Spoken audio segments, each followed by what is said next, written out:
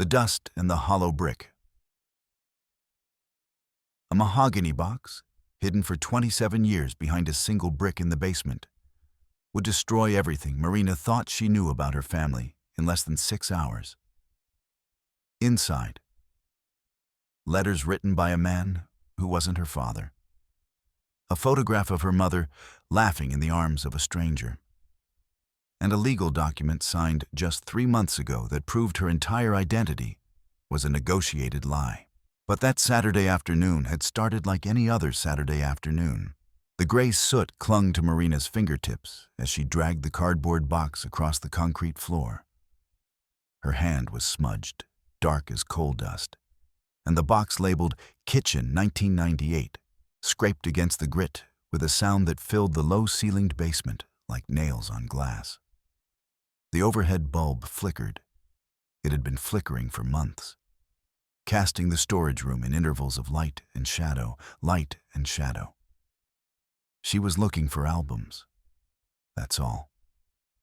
Mom's old photo albums from before Marina was born, before the family moved into this house.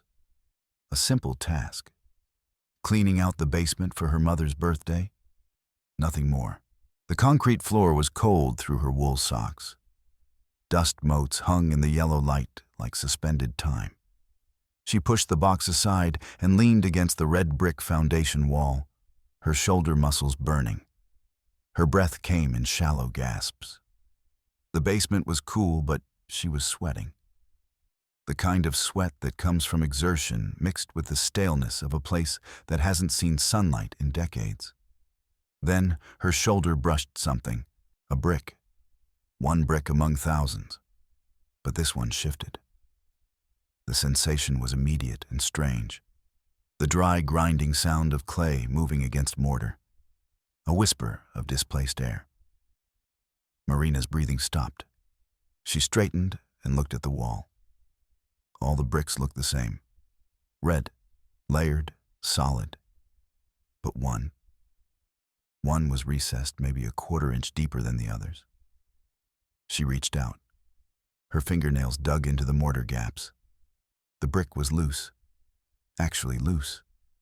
Her muscles tensed as she worked it, her whole body leaning into it, and then it came free. The heavy clay block slid out and fell to the dirt floor with a thud that sent a small cloud of dust puffing upward. The cavity behind it was dark. Completely dark. Marina reached in. Her hand closed around something cold and polished. Wood. Not the rough wood of the house frame, but something finished, deliberate. She pulled and felt the smooth slide of something expensive, mahogany, her fingers registered before she even saw it.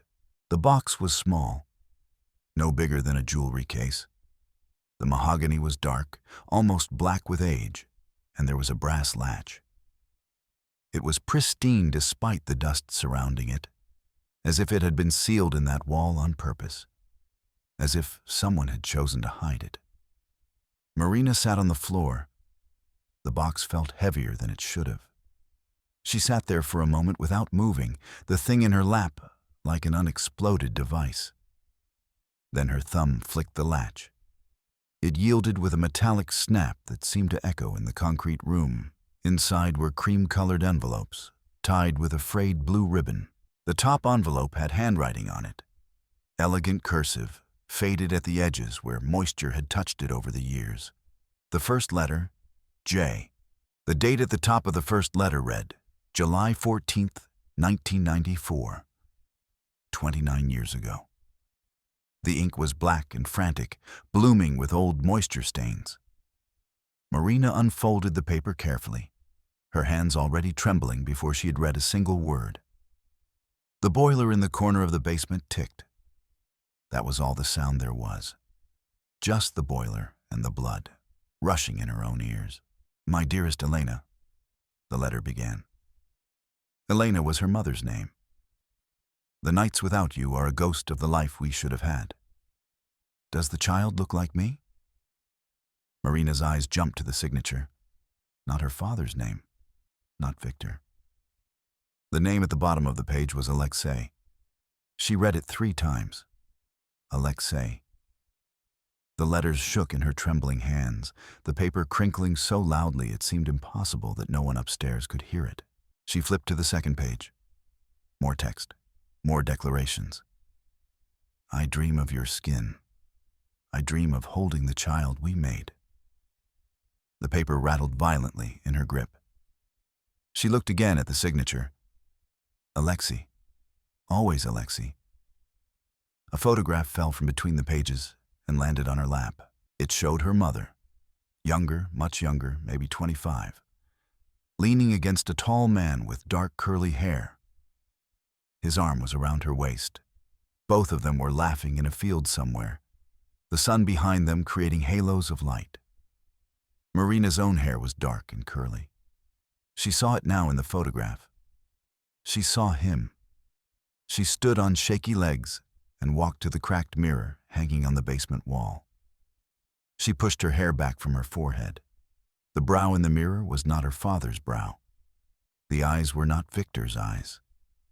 The shape of the face belonged to the man in the photograph.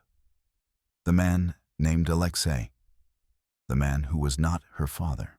The realization hit like a hammer. The basement door slammed open at the top of the stairs. Kirill's boots came down the wooden steps in heavy, aggressive strides, the wood groaning and flexing under his weight. Her brother. Dust shook loose from the rafters above, drifting down through the flickering bulb light like contamination. Marina lunged for the mahogany box. Her fingers clawed at the concrete, trying to shove it back into the wall cavity, but her coordination had abandoned her. The box skidded across the floor instead, coming to rest against a stack of plastic storage bins. Kirill reached the bottom of the stairs and took in the scene. The empty wall cavity, the brick on the floor, the scattered envelopes, Marina's wild eyes. What the hell are you digging for, Marina? His voice was guttural, filled with suspicion. He had their father's voice. Of course he did. Marina didn't answer. She couldn't. She was too busy reaching for a stray letter that had fallen near her feet. But Kirill's hand came down first, grabbing her shoulder and spinning her around. His fingers dug into the wool of her sweater. She shoved her palm into his chest. It was all instinct. He stumbled backward into a stack of empty wooden crates that had been there since childhood. And they collapsed in a cascade of splintering wood, sending splinters across the concrete and coating everything in a fine powder of destruction. Kirill came up on his feet fast. He grabbed her wrist in a grip that made her bones feel like they were about to separate. He twisted, forcing her to drop the letter she'd been clutching. It fluttered down, slow, absurd, almost gentle, and landed on the dust-covered floor. He pinned her against the cold brick wall. The mortar scraped her back.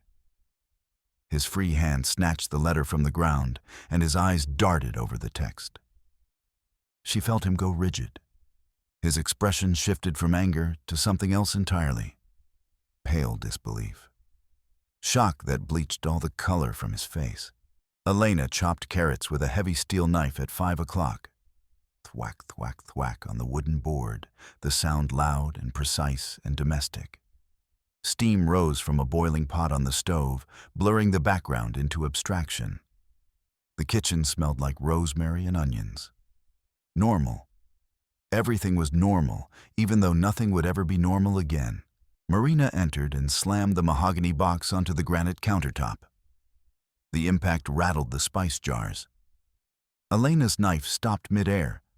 The blade hovered between a carrot and the cutting board like a bird suspended mid-flight. And her mother turned slowly. The moment she recognized the box, her face went ashen. Her hand reached out, fingers hovering inches from the mahogany, not touching it, as if the wood might burn her alive. Marina pulled a letter from the box and shoved it in front of Elena's face, the paper brushing her nose. Who is Alexei? Marina's voice didn't sound like her own voice. It was cracked, desperate, livid. Tell me who the hell Alexei is. Elena's hand swept across the counter in a reflex action that sent a glass bowl of flour flying. It hit the tile floor and shattered into 1,000 pieces, sending a white cloud into the air. The flour hung like smoke, coating everything.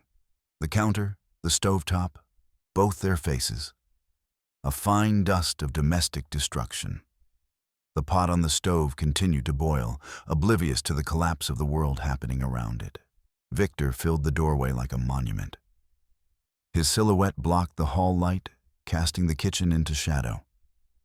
He looked from the flour-covered floor to the mahogany box sitting on the counter. His face was etched in stone.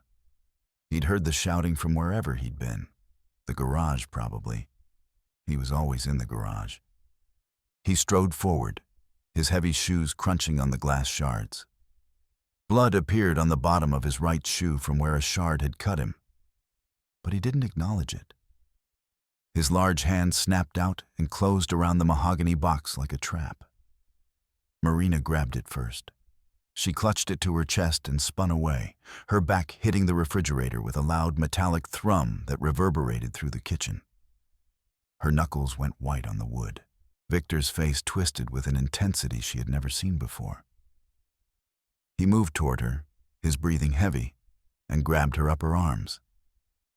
He lifted her slightly off the ground, trying to shake the box loose. His face was inches from hers, teeth bared. "Give me that box, Marina."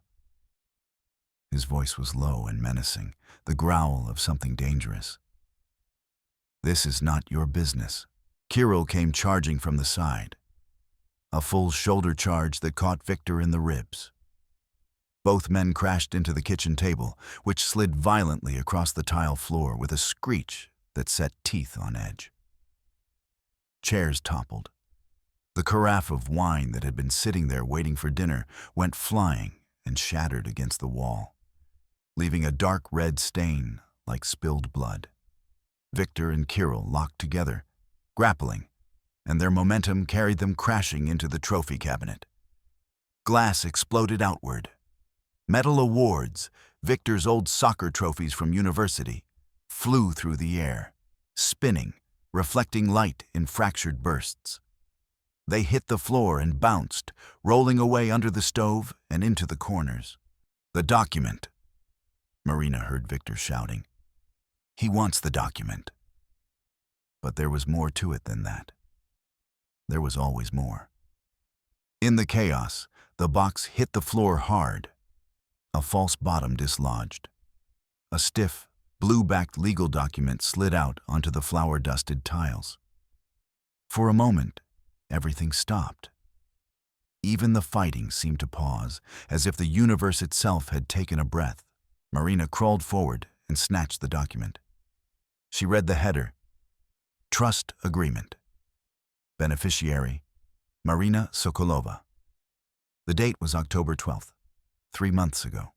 The date was printed in black ink, stark and undeniable.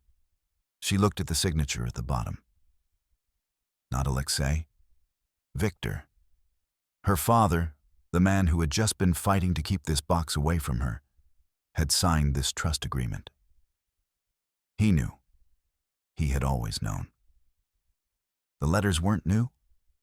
The affair wasn't a surprise. This was a negotiated arrangement. This was damage control. This was a man paying for the right to keep his daughter's world intact. Victor stood slowly. He wiped flour from his trousers with shaking hands. He didn't look angry anymore. He looked defeated, broken. He leaned against the sink and his head bowed, his massive frame sagging like a building with the foundation removed. A sharp, rhythmic pounding on the front door at 6 o'clock.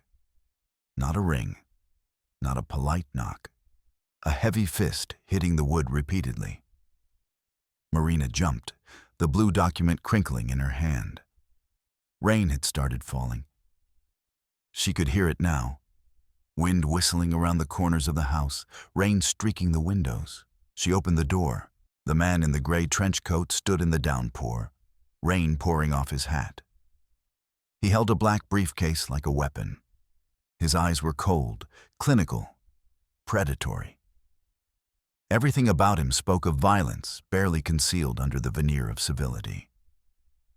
"I believe you found something that belongs to my client, Alexei Petrov, he said.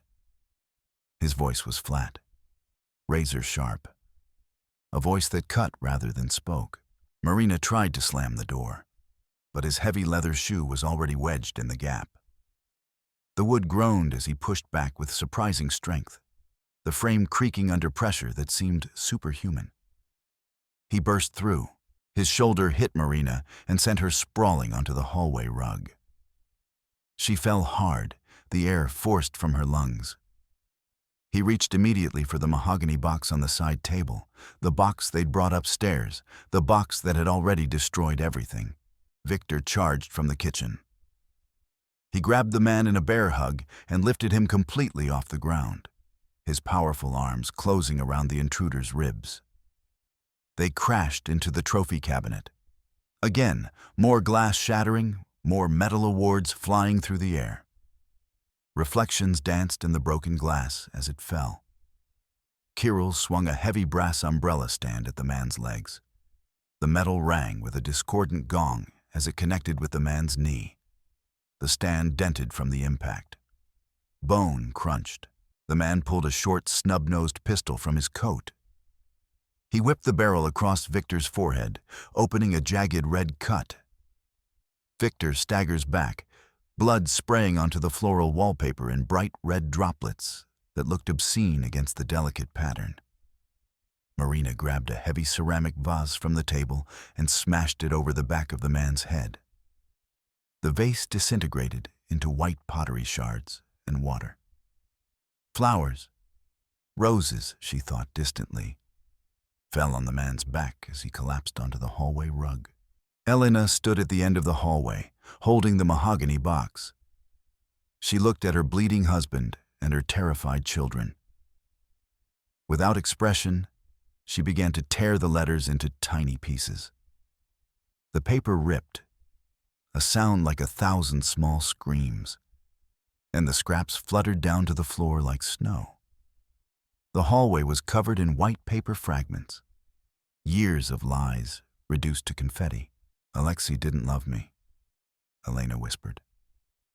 Her voice was hollow, drained of everything except the bare facts. He was a thief. He used these letters to drain our bank accounts for 20 years. Victor didn't just know. She paused. The next words seemed to cost her something. He was paying to keep Alexei away from you, Marina.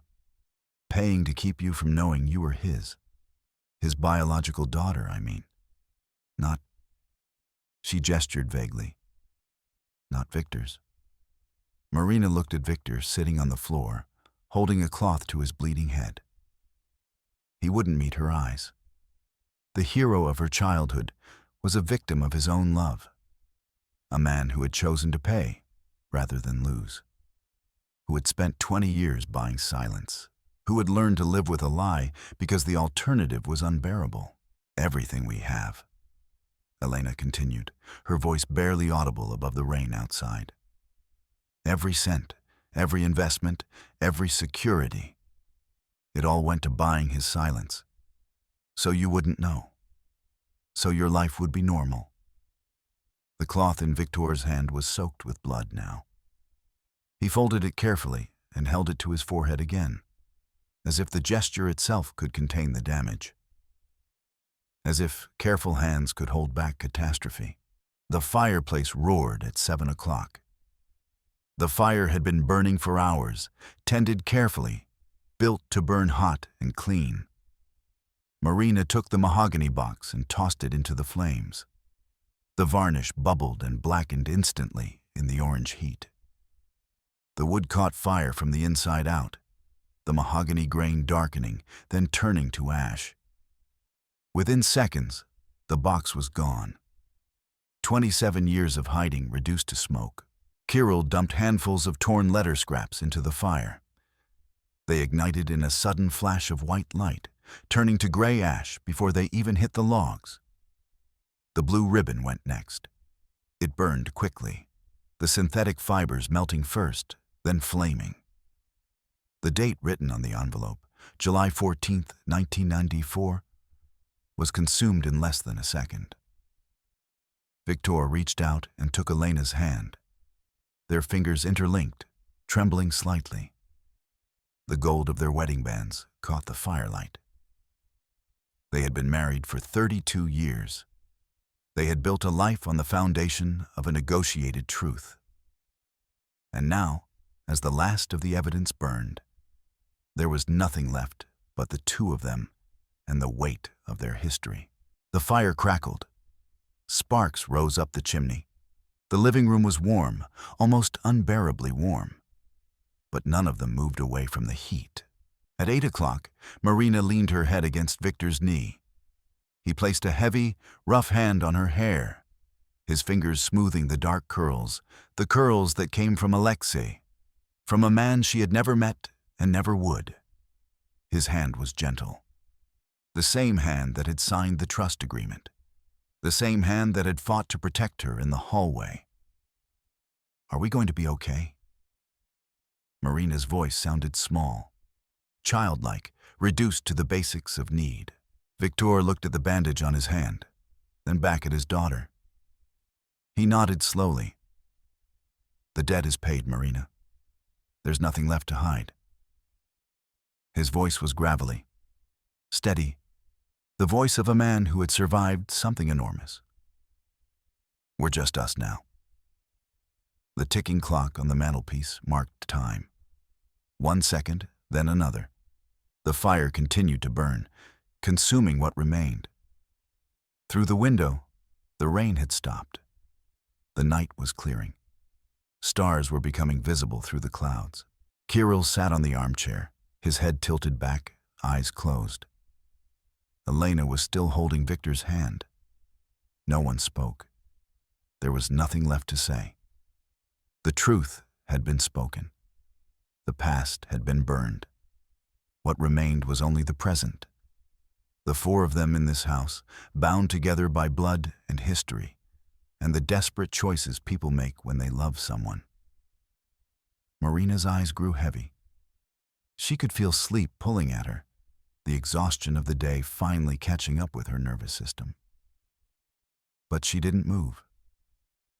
She stayed with her head against Victor's knee, his hand in her hair, and let the warmth of the dying fire wash over her. The next morning was sunny and clear. The air was crisp. Marina walked out onto the porch, her eyes adjusting to the brightness. The world looked completely normal. The street was quiet. A few birds were chirping in the oak tree. Long shadows stretched across the lawn. She found her old childhood book on the porch swing. The Secret Garden. She hadn't thought about that book in years. But there it was. The cover faded, the spine cracked from dozens of readings. A photograph fell out from between the pages as she picked the book up.